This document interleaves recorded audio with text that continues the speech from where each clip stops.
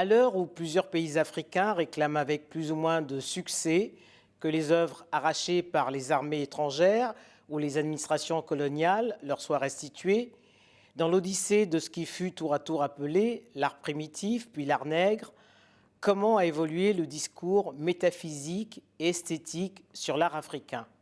Jean-Luc Akaevi, bonjour. Bonjour, très chère Denise. Pour quelles raisons le philosophe que vous êtes s'est-il intéressé à l'esthétique de la modernité de l'art nègre?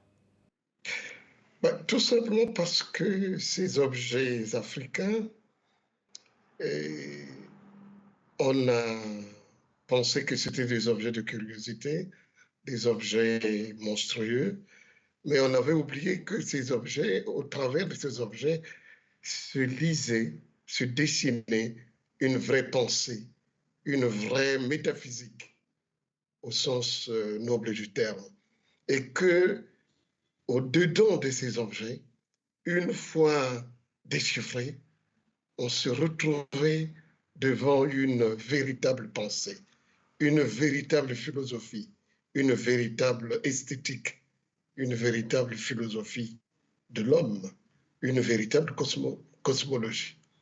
Voilà ce qui m'a décidé ou ce qui m'a fasciné lorsque j'ai commencé à, à déchiffrer, à dégager ces objets de leur armure des cabinets de curiosité, des cabinets d'histoire naturelle ou des musées dits des objets d'art primitifs.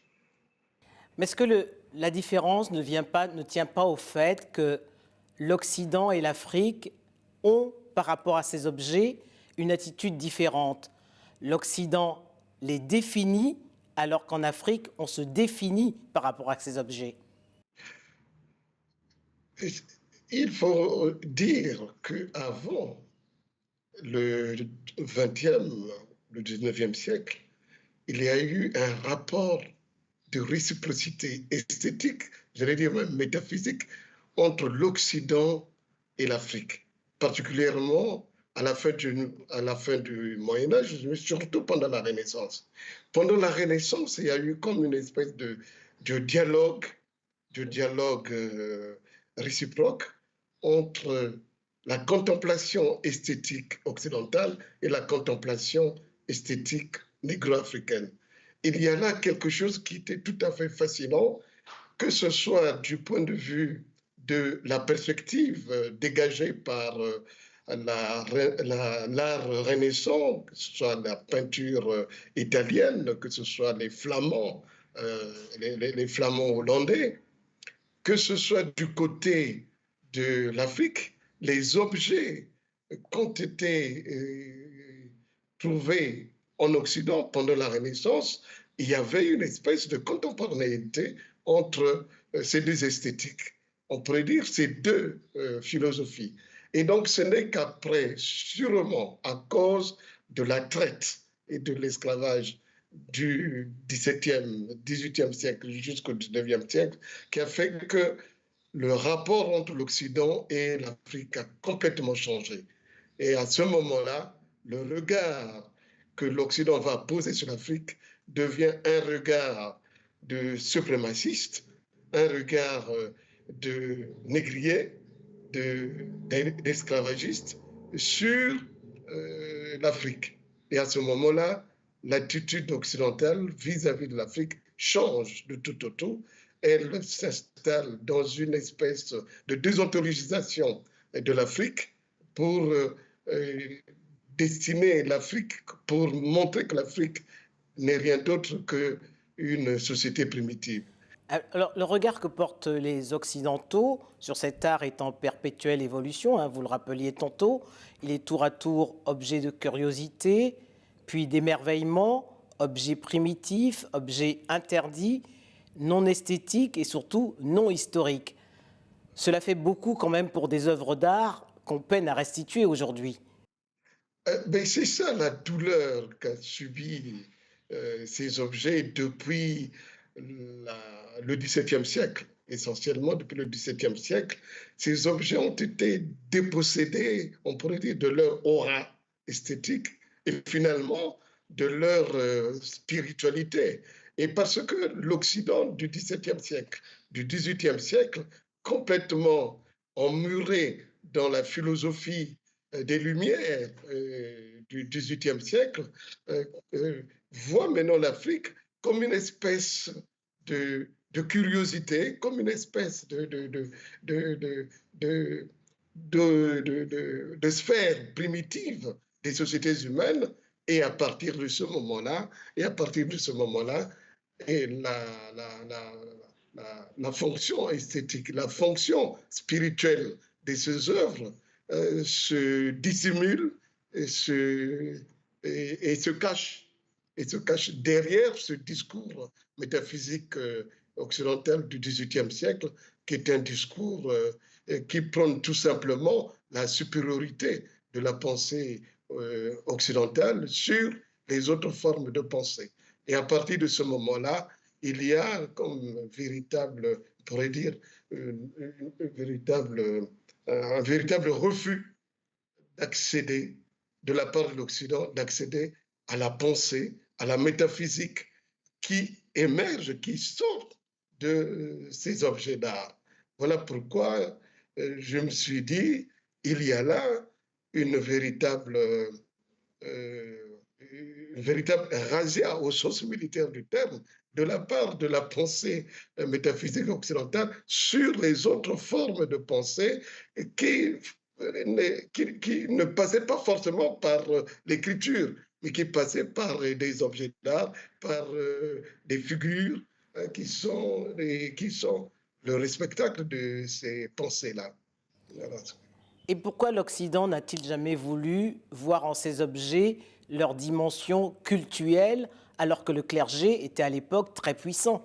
Ce que je veux dire, tout simplement, que cette myopie de l'Occident ne vient pas uniquement parce que l'Occident est myope, mais tout simplement parce que la philosophie sur laquelle se repose l'Occident à cette époque-là est une philosophie qui dénie la puissance créatrice des autres formes de pensée. Et à ce moment-là, l'Occident se croit à bon droit, à mauvais, j'allais dire, à mauvais droit, hein, de pouvoir décrypter les autres formes de la pensée, qu'elle soit métaphysique, qu'elle soit esthétique, qu'elle soit artistique. Et je pense que la métaphysique occidentale, une certaine métaphysique occidentale, entre le XVIIIe siècle et le XIXe siècle, a cru bon que les autres formes de pensée n'étaient pas des pensées, étaient simplement des simples, des simples curiosités, des simples effets de l'esprit de l'homme. Mais ce n'était pas véritablement une fabrication, au sens fort du terme, d'une pensée qui se donne à voir comment le monde doit se positionner, comment le monde doit être, comment le monde va.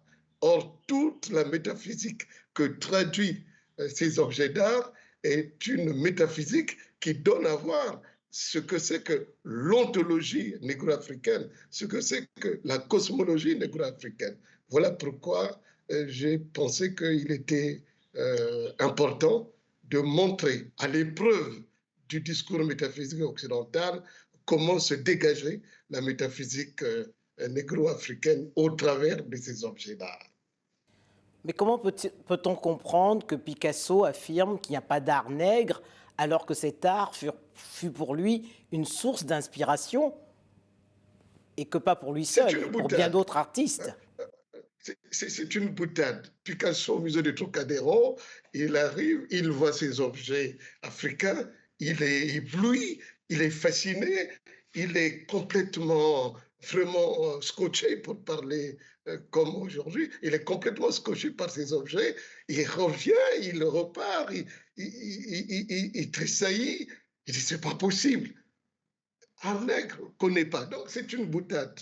Mais comme disait Jean-Paul, comme disait Léopold Sédar Senghor, un de ses amis espagnols, mais il n'y a pas plus nègre que Picasso dans la fabrication de son art. Voilà pourquoi je dis, c'est une boutade, mais c'est une boutade pour dire simplement que il était fasciné parce que il était fasciné par la puissance créatrice de ces objets d'art. Et lui qui pensait avoir atteint le niveau le plus élevé de l'esthétique occidentale, il se trouve là devant quelque chose qui lui paraît très très fort, et à ce moment-là, il est complètement ébahi et il crie, il dit art nègre, connaît pas. Mais au fond, c'était une boutade pour dire que mais véritablement, c'est maintenant qu'il faut comprendre ce que c'est que l'art.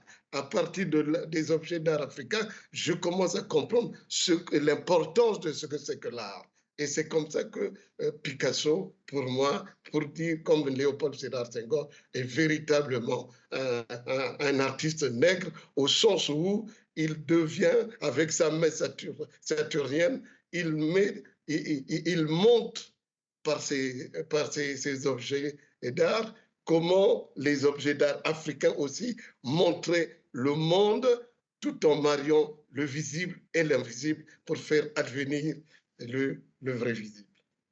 Jean-Luc Akaevi, pour terminer, le XXe siècle est pour vous un tournant fondateur, puisque c'est ce siècle qui affirme justement la modernité de l'art nègre.